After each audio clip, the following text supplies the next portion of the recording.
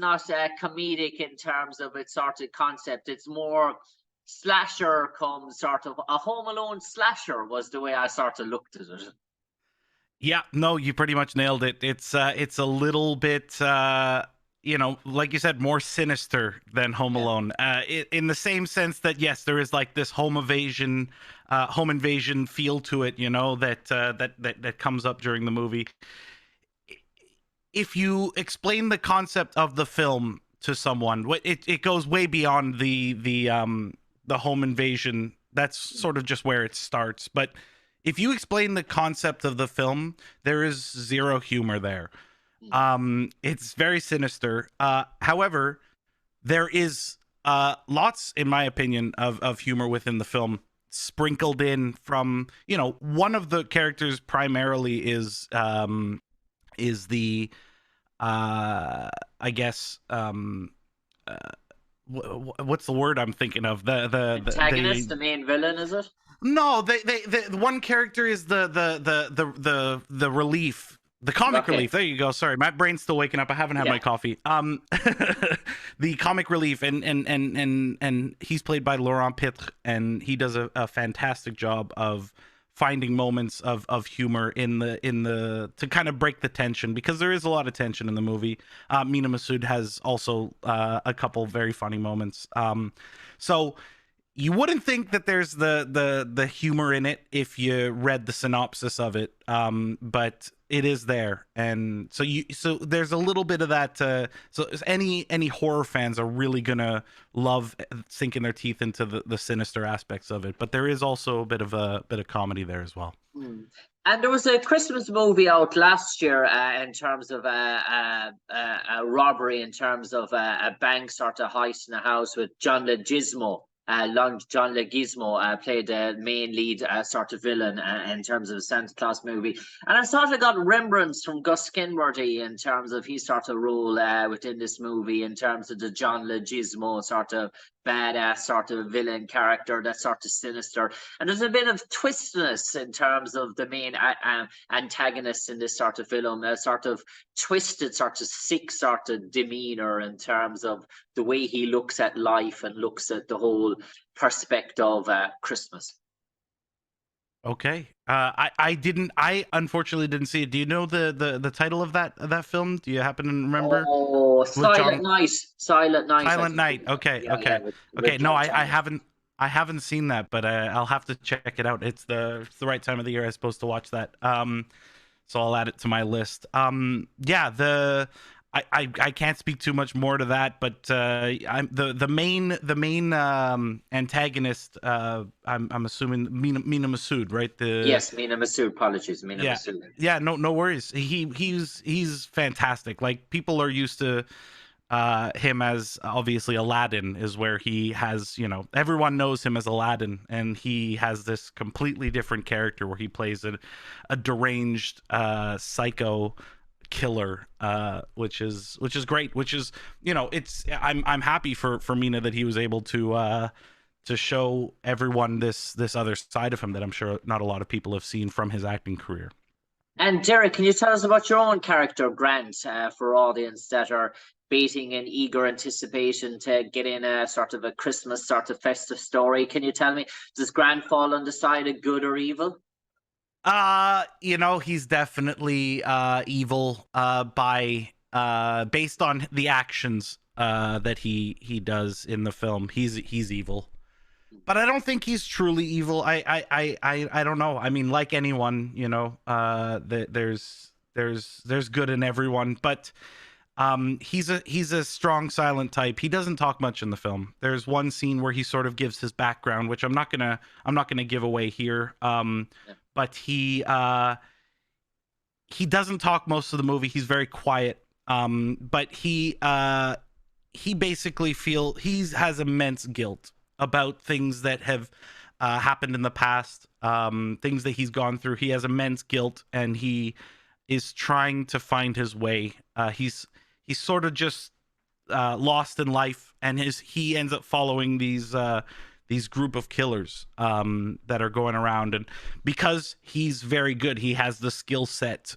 He's ex-military, so he has the skill set but he doesn't know what to do with himself, so he ends up, mixed up with the wrong crowd, or the right crowd if you ask the crowd. They say he's perfect for us, but yeah, he's riddled with guilt, so he's not a good person, I don't think, but his actions in this film make him the bad sort. He's the baddie. Yeah. And Derek, you mentioned about action, so I do imagine, Marie, did you get the opportunity to perform a good lot of your own stunts within this movie, or did you have a stunt double?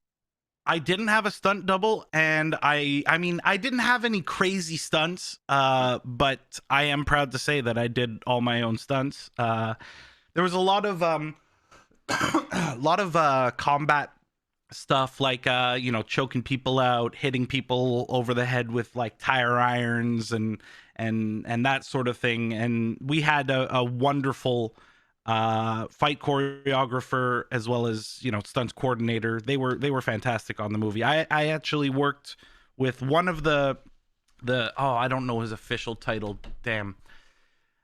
I don't know if he was the stunt coordinator or the choreographer. I think he was the choreographer, but he worked on another film I did right before this one as well. We worked together, so we had a good working relationship, and he knew what I was capable of, and like I said, I didn't have to use a stunt double, which is cool. But that being said, I'm not doing any crazy diehard, dives away from explosions or anything. So, I got off easy, but I did get to do all my own stunts, which is cool. So we don't get to see your alter ego Bruce Willis impersonations throughout this No, movie. No, no, no. no. Unfortunately, no. And Derek, can you tell us about working under director Jen Wexler, in terms of her vision, her concept, and in terms of being able to bring this movie from start to vision, and how does she sort of worked and co-aligned with the main cast? Yeah, no, she was great. She was an absolute pleasure to work with.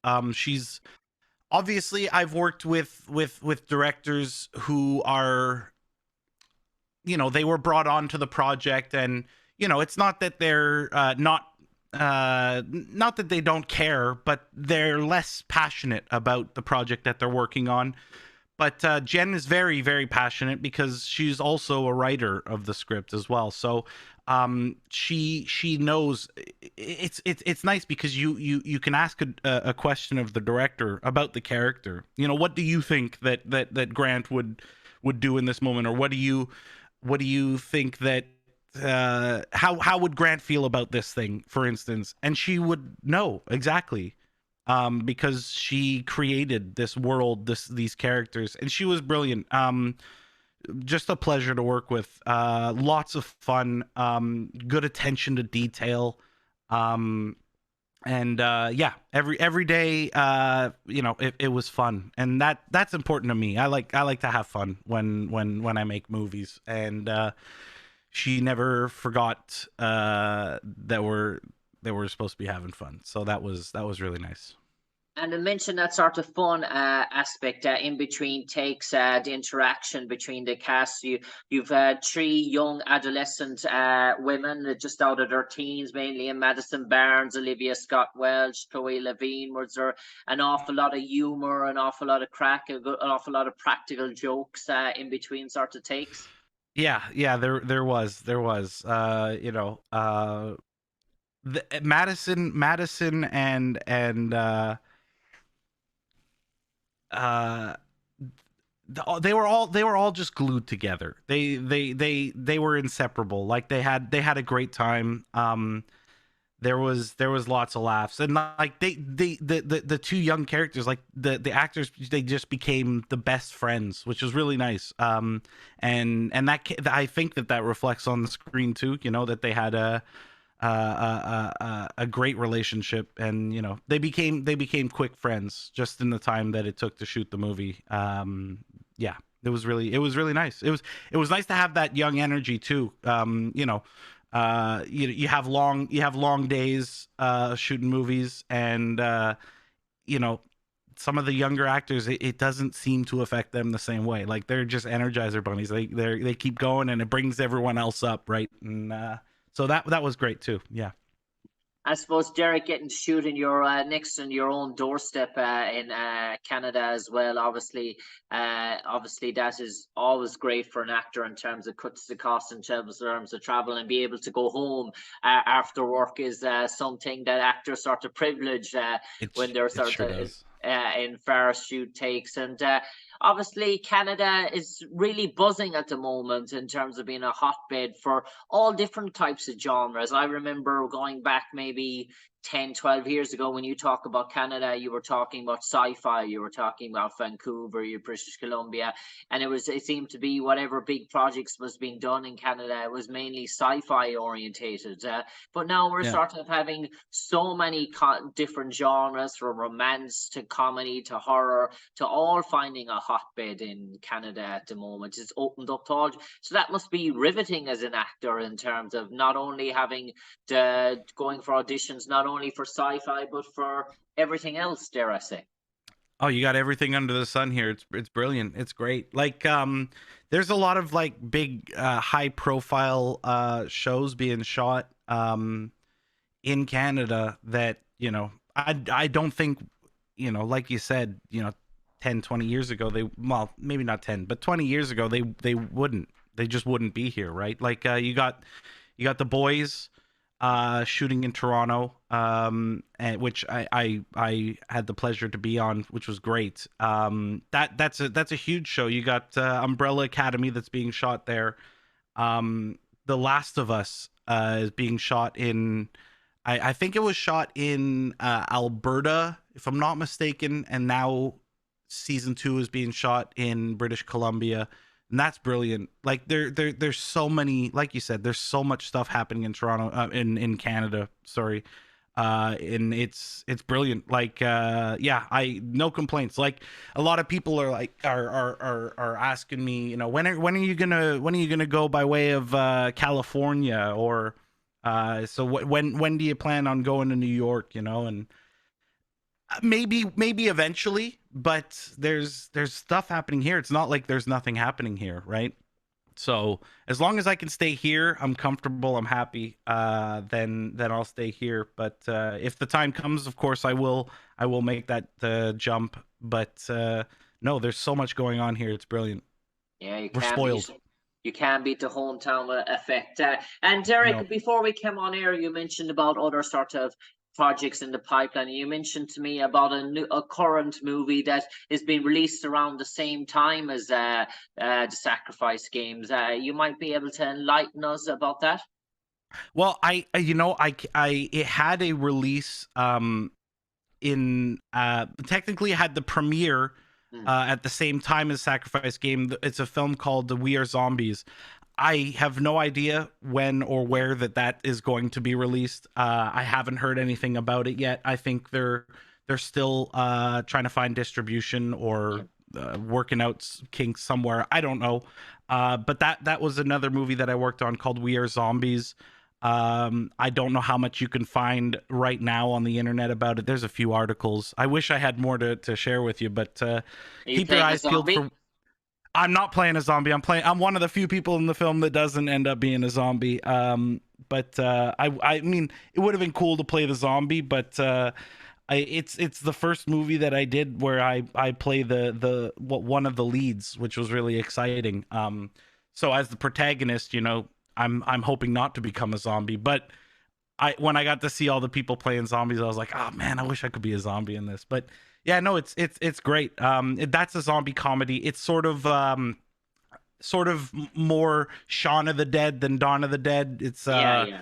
It's really zany. It's got some really immature humor in it. If that's your cup of tea, you're gonna love it. If you like zombies, you should enjoy that. Yeah, We Are Zombies. You can probably look it up. Keep your eyes peeled for that, because it should be having a release, I would imagine 2024, Hmm. but I would imagine probably later 2024, because I haven't heard anything yet, unless they surprise me. Yeah. They say it's out next week, and I don't.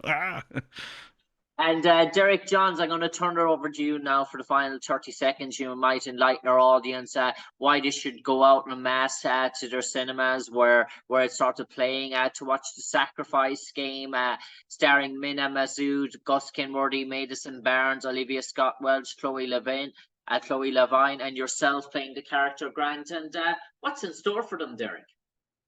So you're gonna if you're a horror fan, you're gonna love it. It has a lot of there's a lot of nods to old horror movies. You know, I myself was not a fan of horror before doing this film. There are, you know, bits and pieces that I liked. I'm a big fan of like psychological thrillers. I love The Shining. I love that sort of thing. But this movie has opened my eyes to the genre of horror, and there's lots of nods to other you know, films in the past. You're in for a good time. It's not it's not like tension the whole time. There is tension in the film. You have tension throughout, but there's also little bits of humor that keep you you know, keep the hair that is on end on on the back of your neck. It kind of there is times when it can come back down, but it's brilliant. And you know what, you don't have to go and see it in the theaters. It's playing on Shudder, which is a streaming service from, I believe it's AMC. But yeah, Shudder, you can get it through Amazon Prime. It's a Shudder original, so you can even watch it from the comforts of your own home. So go check it out there.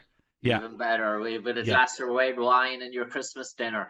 But for the Exactly. moment, Derek Johns from Ireland to Canada, we wish you a Merry Christmas and a Happy New Year. And dare I say, it may be a lot more peaceful in terms of your home rather than the homes that we see in terms of the Sacrifice game. But for the moment, Derek Johns, from me, Jim Conlan, to you, stay safe, take care, and God bless, sir. Thank you. You do the same. Thank you for having me. Cheers.